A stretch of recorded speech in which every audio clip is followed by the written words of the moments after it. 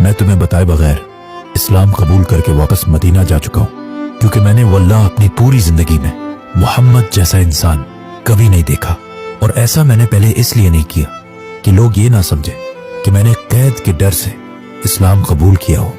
اور اب جب تم نے مجھے آزاد کرا لیا ہے تو میں واپس جا کر ایک آزاد انسان کی طرح اپنی مرضی سے اسلام قبول کرنا چاہتا ہوں۔ اس لیٹر کے بعد خالد بن ولید کے بھائی نے تو اسلام قبول کر لیا، لیکن خالد بن ولید کے دل میں ابھی بھی اپنے خاندان کے خون کا بدلہ لینے کی آگ جل رہی تھی۔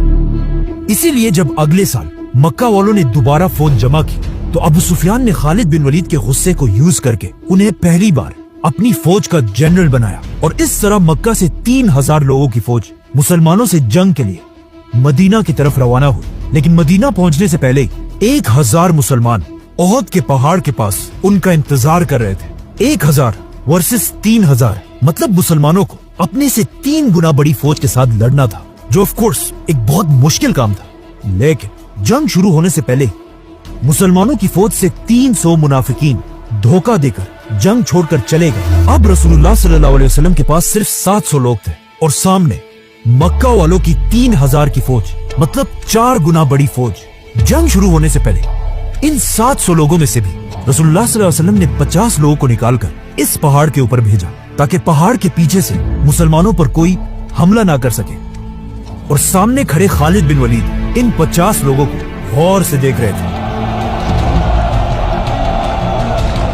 آپ صلی اللہ علیہ وسلم نے ان 50 آرچرز کو کلیئر آرڈرز دیے تھے کہ اگر تم دیکھو کہ مسلمان جنگ جیت چکے تم نے پہاڑ سے نہیں اترنا، اور اگر تم دیکھو کہ مسلمان جنگ ہار گئے اور ہارنے کے بعد پرندے ان کے جسموں کا گوشت کھا رہے تب بھی تم نے پہاڑ سے نہیں اترنا۔ اسی کے ساتھ جنگ احد شروع ہوئی۔ جیسے جنگ شروع ہوئی مسلمانوں میں اتنا جذبہ تھا کہ وہ آسانی سے مکہ کی فوج کو پیچھے دھکیلنے لگے، اور کچھ ہی دیر کے جنگ کے بعد ایسے لگنے لگا کہ مسلمان آسانی سے یہ جنگ جیت جائیں گے، جسے دیکھ کر مکہ کی فوج آہستہ آہستہ جنگ سے بھاگنے لگی۔ ایون ان کا لیڈر ابو سفیان جان بچا کر بھاگنے لگا۔ بھاگتے بھاگتے ابو سفیان نے خالد بن ولید سے کہا کہ تم کیوں اپنی جگہ پر کھڑے ہو، جاؤ اور حملہ کرو۔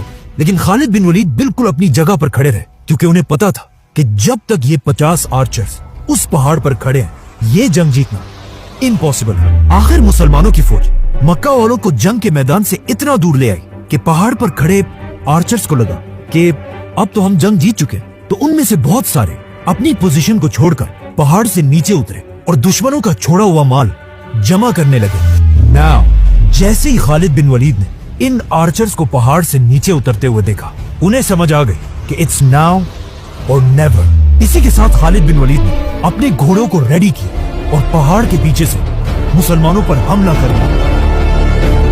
اب جب مسلمان ان دونوں فوجوں کے درمیان پھنس گئے، اس سے مسلمانوں کو بہت نقصان ہوا، اور بڑے بڑے صحابہ شہید ہو گئے، جن میں سب سے بڑے صحابی تھے حضرت حمزہ۔ اس جنگ میں مسلمانوں اور مکہ والوں دونوں کو بہت نقصان ہوا، لیکن یہ بات سب جان گئے کہ خالد بن ولید ایک بہت ہی خطرناک جنرل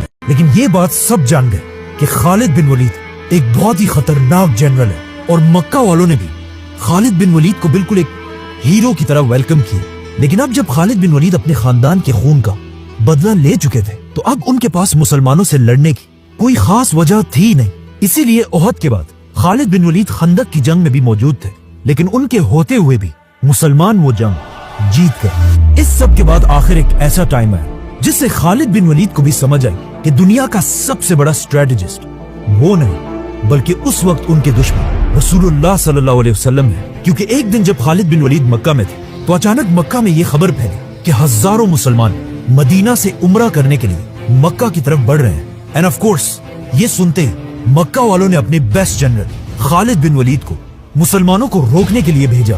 خالد بن ولید اگین اپنے گھڑ سواروں کو لے کر فل سپیڈ مسلمانوں کی طرف پہنچے، لیکن وہاں پہنچ کر انہوں نے دیکھا کہ صرف تھوڑے مسلمانوں کے سوا یہاں کوئی نہیں ہے۔ جب انہوں نے پوچھا تو انہیں بتایا گیا کہ آپ رسول اللہ صلی اللہ علیہ وسلم کے ٹریپ میں پھنس چکے، اور وہ خود باقی مسلمانوں کے ساتھ پہاڑوں کے راستے سے جا کر بالکل مکہ کے دروازے کے باہر کھڑے ہیں۔ ناؤ یہ تاریخ میں پہلی اور آخری دفعہ تھا کہ کسی نے خالد بن ولید جیسے جنرل کو اپنے ٹریپ میں پھنسایا ہو، اور اس واقعے کے بعد خالد بن ولید رسول اللہ صلی اللہ علیہ وسلم سے اپنی دشمنی ختم کر کے ان کی پرسنالٹی سے انسپائر ہونے لگے۔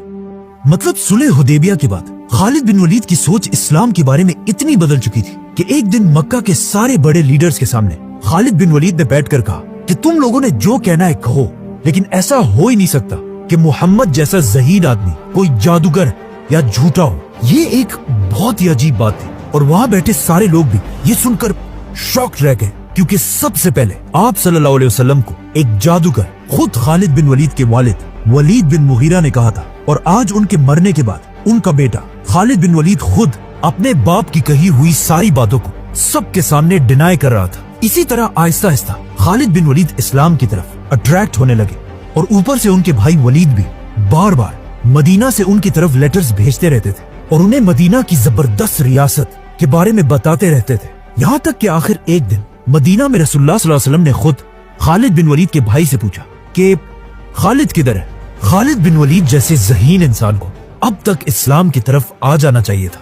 ये सुनते ही खालिद बिन वलीद के भाई वलीद ने फुल स्पीड भागकर अपने भाई की तरफ लेटर भेजा और लिखा कि खालिद, अब तो अपनी आंखें खोलो, आप सल्लल्लाहु अलैहि वसल्लम से तुम्हारी तारीफ सुनी, तो अब और देर मत करो और इस्लाम कबूल कर लो। अपने भाई का ये लेटर पढ़कर खालिद बिन वलीद सोचने लगे कि मैंने ओहद की जंग में मुसलमानों पर कितना जुल्म किया, और फिर भी आप सल्लल्लाहु अलैहि वसल्लम वो सब माफ करके मुझे इस्लाम की तरफ बुला रहे हैं। तो अब खालिद बिन वलीद मदीना की तरफ जाने की तैयारी करने लगे। तो मक्का के लीडर अबू सुफियान ने आकर खालिद से पूछा कि क्या ये सच है, तुम हमें छोड़कर मोहम्मद की तरफ जा रहे हो? तो ऑफ कोर्स खालिद बिन वलीद किसी के बाप से डरते तो नहीं थे, तो उन्होंने कहा हाँ ये सच है। इस पर अबू सुफियान ने अपनी तलवार निकाली, लेकिन खालिद बिन वलीद के पावरफुल खानदान बनु मखजूम ने उन्हें बचा लिया, और इस तरह खालिद बिन वलीद मक्का में सबको बताकर रसूल अल्लाह सल्लल्लाहु अलैहि वसल्लम की तरफ रवाना हुए। रास्ते में उनकी मुलाकात फ्यूचर आर्मी चीफ अमर बिन आस से हुई, जो खुद भी मक्का के लोगों से तंग आकर इस्लाम कबूल करने जा रहे थे।